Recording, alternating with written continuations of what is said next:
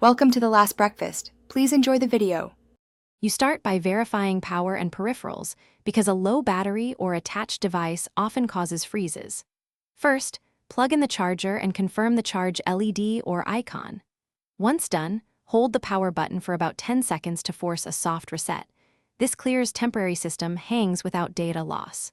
Make sure to remove any USB drives, SD cards, or external displays. Those can lock resources and stop the interface from responding. If the soft reset didn't help, use keyboard recovery shortcuts because they target the Chrome OS UI directly.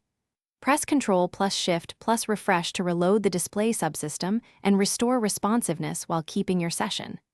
If the screen still stays frozen, power off completely, wait 30 seconds to drain capacitors, then power on to clear deeper hangs. If the problem persists and you suspect system corruption, prepare to enter recovery with ESC plus refresh plus power. Note this can lead to a reinstall, so back up data first. To finish, decide between software and hardware fixes based on symptoms. If apps crash or settings are corrupt, back up your files and perform a power wash to restore factory Chrome OS. This removes user-level issues. Make sure to inspect the physical display area for loose hinges, cracked bezels, or a pinched screen cable causing intermittent freezes.